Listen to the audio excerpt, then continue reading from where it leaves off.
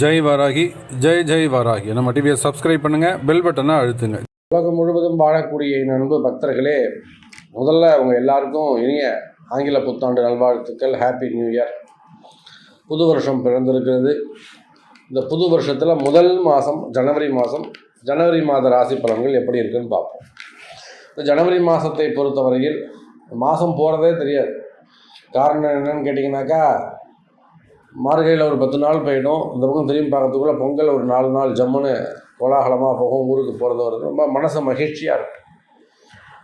மகிழ்ச்சியாக அந்த வருஷம் எப்பொழுதுமே ஆரம்பிக்கின்ற பொழுது ரொம்ப குதூகலமாக அந்த வருஷம் அந்த ஃபஸ்ட்டு மந்த் எப்படி இருக்கோ அதுபோல் தான் அந்த மீதி 11 மாதங்களும் இருக்கும். ஆகையினால இந்த ஜனவரி மந்த்து உங்கள் எல்லாருக்கும் சிறப்பாக அமையட்டும். சிறப்பாக அமையணும்னா என்ன செய்யணும்? அப்போ உங்கள் எல்லாருடைய ஜாதகமும் கிரக அமைப்புகளும் அது சிறப்பாக இருக்கணும். அப்போது பிளானட்ஸுடைய அமைப்பு ஜனவரி மாதம் எப்படி இருக்குது? கும்பத்தில் சனி பகவான் பெயர்ச்சி அடைந்து அமைந்திருக்கிறார். இந்த சனி பெயர்ச்சி திருக்கணித பிரகாரம் 1 வருஷத்துக்கு முன்னாடியே நடந்துடுச்சு. அப்புறம் பாக்கிய பிரகாரம் இப்போ நடந்திருக்கு. ஆக சனி பகவான் பெயர்ச்சி அடைந்து 2 பஞ்சாங்கத்தின்படியும், வாக்கிய பஞ்சாங்கம் திருக்கணித பஞ்சாங்கம் 2 பஞ்சாங்கத்தின்படியும் பெயர்ச்சி அடைந்து கும்பராசியில் நார்மல் பொசிஷன், வக்கரம் எதுவும் கிடையாது, நார்மல் பொசிஷனில் உட்காந்துருக்கார்.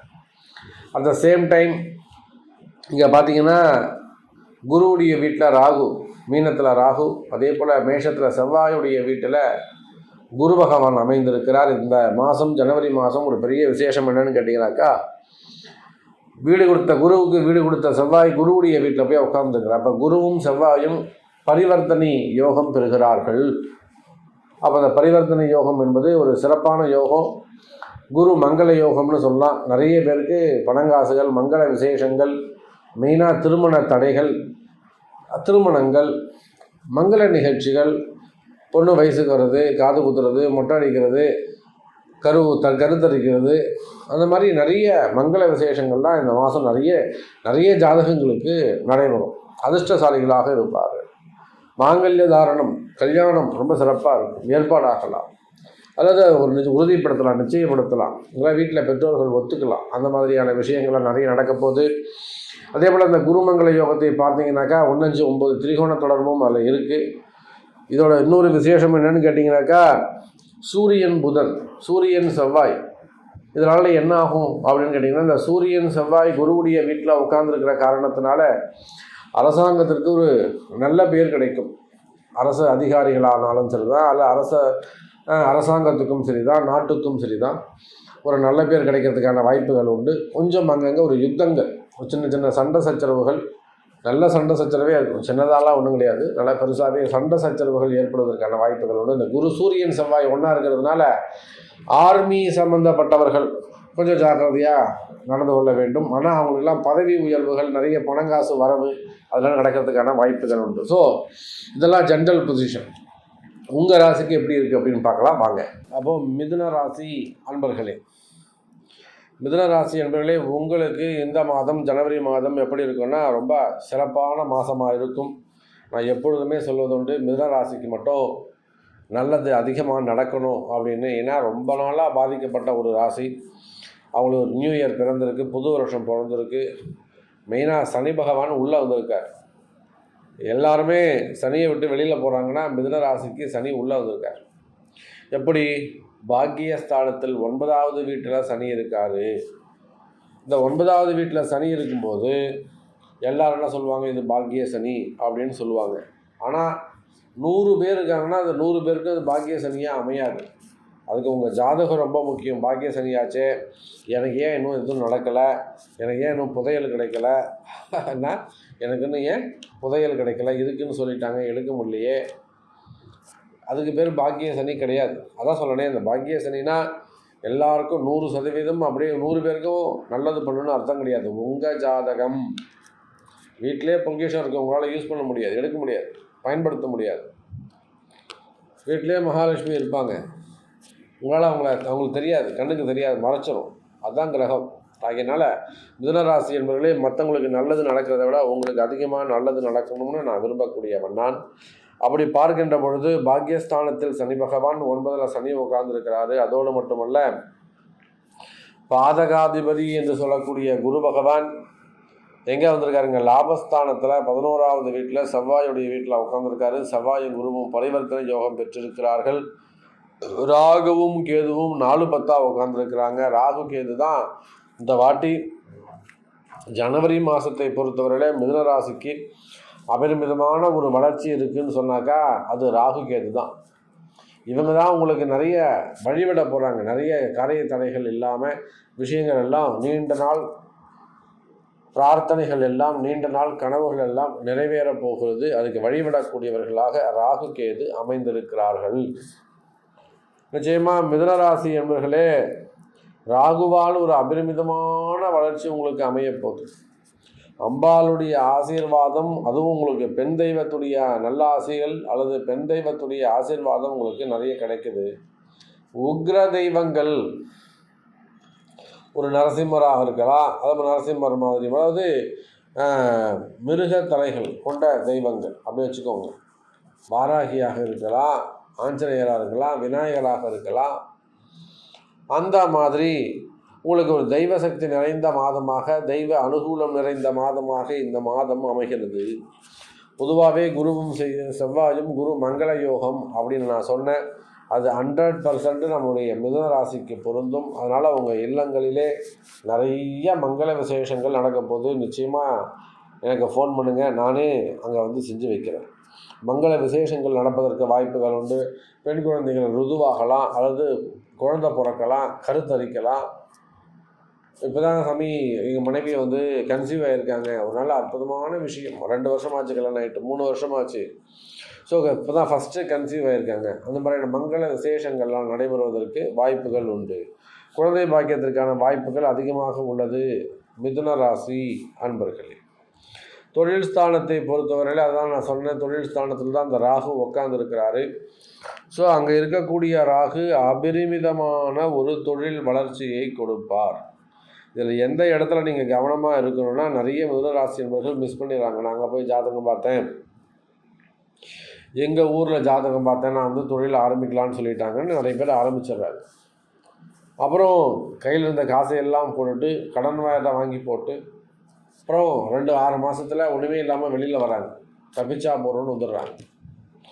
அந்த மாதிரிலாம் செய்யக்கூடாது. நியாயமாக தொழில் ஆரம்பிக்கிறதுக்கு முன்னாடி நமக்கு முதலாளியாகக்கூடிய யோகம் இருக்கா, நம்ம ஜாதகம் முதலாளி ஜாதகமாக, தொழிலாளி ஜாதகமாக, ஜெயிக்கக்கூடிய ஜாதகமாக, இதெல்லாம் பார்த்துட்டு தான் நம்ம செய்யணும். அதனால் மிதுன ராசி என்பவர்களே, தொழில் அமைப்புகளில் சற்று கவனமாக நடந்து கொள்ள வேண்டும். தொழில் அமைப்புகளில் நீங்கள் எந்த தொழில் செய்பவராக இருந்தாலும் சரிதான், உள்நாட்டிலேயா இருக்கலாம், வெளிநாட்டிலேயா இருக்கலாம். அப்போ நீங்கள் எங்கே இருந்தாலும் தொழில் செய்யக்கூடியவங்களாக இருப்பீர்களே, ஆனால் தொழிலில் ரொம்ப ரொம்ப எச்சரிக்கையாக கவனமாக இருக்க வேண்டும். புதுசாக எதுவும் முதலீடு செய்யக்கூடாது. நான் போய் ஒரு மிஷின் வாங்க போகிறேன், நான் போய் ஒரு கம்பெனி போட போகிறேன், ஒரு பிரான்ச் ஓப்பன் பண்ண போகிறேன், இன்னொரு நான் 14 பிரான்ச்சை நான் கடகடன்னு போட போகிறேன். இதெல்லாம் மிதுன ராசிலாம் ஒரு வார்த்தை கேட்டு செய்வது சிறப்பு. இதெல்லாம் நீங்கள் வந்து வெக்கமே படக்கூடாது. சாமி எனக்கு கொஞ்சம் சொல்லுங்கள், பார்த்து சொல்லுங்கள், நான் ஒரு 4 பிரான்ச் ஆரம்பிக்கலான்னு இருக்கேன், பண்ணலாமா பண்ணக்கூடாதா? இதெல்லாம் உங்கள் ஜாதகம்தான் பேசும். வெறும் இது வந்து ஜென்ரலான டாபிக்கு, ஜென்ரலான பலன்கள். அப்போது மிதுன ராசி என்பவர்களே, அடுத்த 11 மாதங்கள் ஏதாவது நீங்கள் இன்வெஸ்ட் பண்ணுற மாதிரி இருந்தால் கண்டிப்பாக கொஞ்சம் சிந்தித்து செயல்பட வேண்டும். ஒரு முறை உங்கள் ஜாதகத்தை கொடுத்து ஜாதகம் பார்த்து அதன் பிறகு தொழில் ஆரம்பிப்பது, இன்வெஸ்ட் பண்ணுறது, முதலீடு செய்கிறதுலாம் அதுக்கப்புறம் சிறப்பை தரக்கூடியதாக இருக்கும். சரி, தொழில் அமைப்புகள் எப்படி சாமி இருக்குது, பிஸ்னஸ் எப்படி இருக்குது, தொழில் நல்லபடியாக இருக்குமா அப்படின்னு கேட்டிங்கனாக்கா, மிதுன ராசி என்பவர்களே, எப்படி பார்த்தாலும் இந்த மாதம் சிறப்பான மாதமாக அமைகிறது. தொழில் ரொம்ப சிறப்பாக இருக்கும், பிஸ்னஸ் நல்ல முறையில் இருக்கும். நான் 10ல் ராகு இருக்கிறாரு. குறிப்பாக export import business, garment business பண்ணக்கூடியவங்க, கார்கோ பிஸ்னஸ் பண்ணக்கூடியவங்க, இவங்க எல்லாருக்குமே இந்த மாதம் ஜனவரி மாதம் சிறப்பானதாக இருக்கும். அதே போல் கடன் சுமைகள், கடன் பிரச்சனைகள் இருக்குமே, ஆனால் அவை எல்லாம் விலகும். ஒரு பெரிய குரூப் ஆஃப் கம்பெனி ஒரு பெரிய சிக்கலில் போய் மாட்டிக்கிடுச்சு, யாராவது ஒருத்தர் ஏமாற்றிட்டாங்க, அல்லது கூட இருக்கிறவங்களே ஏமாற்றிடுறாங்க.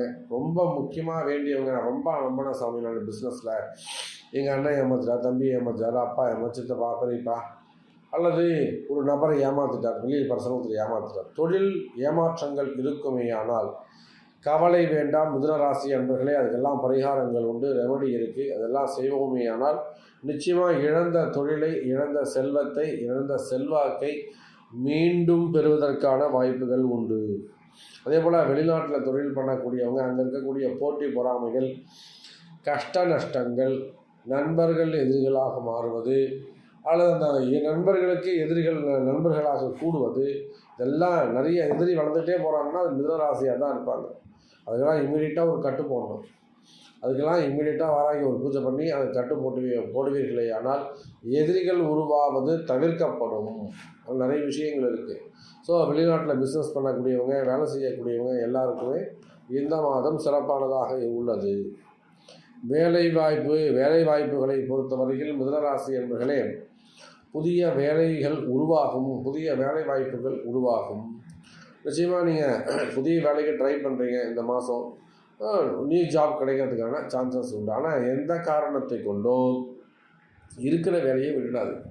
அது நீங்கள் எங்கே இருந்தாலும் சரிதான், சின்ன வேலையோ பெரிய வேலையோ, கவர்மெண்ட் ஜாபோ ப்ரைவேட் ஜாபோ, ஒரு ஹையர் லெவலில் இருக்கீங்க, ஒரு ஹையர் ரேங்கில் இருக்கீங்க, இருக்கிற வேலையை விடக்கூடாது. அது ரொம்ப கெட்டியமாக பிடிச்சிக்கணும். அதே போல் இடமாற்றங்கள் வரும், அதெல்லாம் தவிர்ப்பது சிறப்பு. நான் இங்கே இருக்கேன் போகணும், அது பெரிய ப்ரமோஷன் தேவையில்லை, அந்த மாதிரிலாம் சொல்லிக்கிறது நல்லது. ஸோ எளிமையாக வாழ்வது சிறப்பு. அதே சமயத்தில் தேவையில்லாத இடமாற்றங்களை தவிர்ப்பது சிறப்பை தரக்கூடியதாக அமைகிறது. அதே போல் ப்ரைவேட் ஜாப் செய்யக்கூடியவங்களுக்கு, ப்ரைவேட்டாக ஜாப் பண்ணக்கூடியவங்களுக்கு அவங்களுக்கு பதவி உயர்வுகள் வந்து சேரும். ஒரு சில நண்பர்களுக்கு மட்டும் இடமாற்றங்கள் அமையும். அதே போல் காவல்துறை அதிகாரிகள், இராணுவத்தை சேர்ந்தவங்க, அல்லது அரசு அதிகாரிகள், ஒரு ஐஏஎஸ்ஸாக இருக்கலாம், ஒரு ஐபிஎஸ்ஸாக இருக்கலாம், ஒரு எஸ்டிஓவாக இருக்கலாம், அந்த மாதிரிலாம் அரசு அதிகாரிகள் அவங்களாக இருப்பார். ஆணோ பெண்ணோ யாராக இருந்தாலும் அரசு அதிகாரிகளாக இருப்பார்கள். ஆனால் தேவையில்லாத வீண்பழி அவமானங்கள், செய்யாத குற்றங்களுக்கான தலைகுனிவு, தப்பே பண்ணியிருக்க மாட்டீங்க, ஆனால் அவங்களுக்கு ஒரு அவப்பெயர் ஏற்பட்டுடும். ஸோ இதெல்லாம் சில விஷயங்கள்லாம் இருக்குது, நிறைய விஷயங்கள் இருக்குது. பிளாக் மேஜிக்கு அதெல்லாம் நிறைய இருக்குது, செய்வினை கோளாறுகள்லாம் இருக்குது. ஸோ கொஞ்சம் கவனமாக அரசு அதிகாரிகள் கவனமாக நடந்து கொள்ள வேண்டும். இதே போல் மனசில் இருக்கக்கூடிய பயம், முதல்ல நீங்கள் வேலை செய்யக்கூடிய இடம், அந்த ஆஃபீஸேவும் ஒரு சில இடங்களில் நல்ல ஒரு இடமைப்பு இல்லாமல் போயிடும். அங்கேயே அந்த இடத்துலேயும் பல பிரச்சனைகள் அமைந்துவிடும். குடியிருக்கிற வீடாக இருந்தாலும் சரி தான், அல்லது வேலை செய்யக்கூடிய இடமா இருந்தாலும் சரி தான், தொழில் செய்யக்கூடிய இடமா இருந்தாலும் சரி தான், தொடர்ந்து அப்படியே உங்களை பாடாப்படுத்தி எடுக்கும். ஸோ அந்த மாதிரியான கஷ்டங்கள் எல்லாம், இடப்பிரச்சனைகள் இருக்குமே ஆனால், மாந்திரீக தோஷங்கள் இருக்குமே ஆனால் நிச்சயமாக அவையெல்லாம் விலகுவதற்கு வாய்ப்புகள் உண்டு மிதுன ராசி என்பர்களே. அப்புறம் பார்த்தீங்கன்னாக்கா படிப்பு, கல்வியை பொறுத்தவரையில் மிதுன ராசி என்பர்களே நிச்சயமாக படிப்பில் சிறந்து விளங்குவீர்கள். வெளிநாட்டு யோகங்கள் உண்டு, உள்நாட்டு யோகம், வெளிநாட்டு யோகம், வெளிநாட்டு கல்வி யோகங்கள் இவையெல்லாம் அவங்களுக்கு வந்து சேரும். அதோடு மட்டுமல்ல, ஜேஇ, நீட் எக்ஸாம் போன்ற அந்த மாதிரியான நீட் எக்ஸாமுக்காக காத்திருக்கக்கூடிய மாணவ செல்வங்களுக்கு நிச்சயமாக இந்த வருஷம் நீங்கள் வெற்றி பெறுவதற்கான வாய்ப்புகள் 100% அதிகம். திருமண யோகங்கள் கைகூடும். முதல் திருமணம், இரண்டாவது திருமணம், தட்டி போட்ட திருமணம், தடைப்பட்ட திருமணங்கள், திருமண தடைகள் இருக்குமே ஆனால் அந்த திருமண தடைகள் விலகும். அதே போல் தான் வீட்டு பெண்களை பொறுத்தவரையிலும் வீட்டில் மகிழ்ச்சி அதிகரிக்கும். கணவன் மனைவி இடையே இருக்கக்கூடிய அந்த விரிசல்கள் குறைந்து, மன வேறுபாடுகள் குறைந்து, நிச்சயமாக கணவன் மனைவி இடையே நல்ல ஒற்றுமையும் மேலோங்கும். அதே போல் குடும்பத்தில் இருக்கக்கூடிய மன சங்கடங்கள், மன கஷ்டங்கள், அப்பா அம்மா கிட்ட, பிள்ளைங்க கிட்ட, கணவன் மனைவி கிட்ட இருக்கக்கூடிய மன கஷ்டங்கள் எல்லாம் விலகும். அதே போல் சந்தோஷமான மாதமாக இந்த மாதம் உங்களுக்கு அமையும். அதே போல் ரியல் எஸ்டேட் பண்ணக்கூடியவங்க, பில்டர்ஸ், அந்த தொழில் செய்யக்கூடியவங்க, சினிமா துறையை சார்ந்தவர்கள், இவங்க 3 பேருக்குமே, சினிமா துறை, ரியல் எஸ்டேட்டு, பில்டர்ஸு, மீடியா துறையில் ஒர்க் பண்ணக்கூடியவங்க, அப்போ இவங்க எல்லாருக்குமே இந்த மாதம் பலவிதமான நன்மைகள், பலவிதமான காரியங்கள், நீண்ட நாள் கனவுகள் இவையெல்லாம் நிறைவேறக்கூடிய மாதமாகவும் இந்த மாதம் அமைகிறது. அப்போ மிதுனராசியை பொறுத்தவரையில் எல்லா இடத்திலும், எல்லா நேரத்திலும் ஒரு 40% ஜாக்கிரதையாக கவனமாக நடந்துக்கணும். யார்கிட்டையும் ஏமாறக்கூடாது. அதே சமயத்தில் மனசில் இருக்கக்கூடிய பயம், அதை ஏதாவது ஒரு குருக்கிட்ட ஒப்படைக்கணும். இவையெல்லாம் இரண்டும் செய்வீர்களே ஆனால் அடுத்து உங்களுக்கு வரக்கூடிய மாதங்களில் சிறப்பான மாதமாக அமையும் என்பதை தெரிவித்துக் கொண்டு மீண்டும் வேறு அற்புதமான பதிவில் சந்திக்கிறேன். ஜெய் வராகி.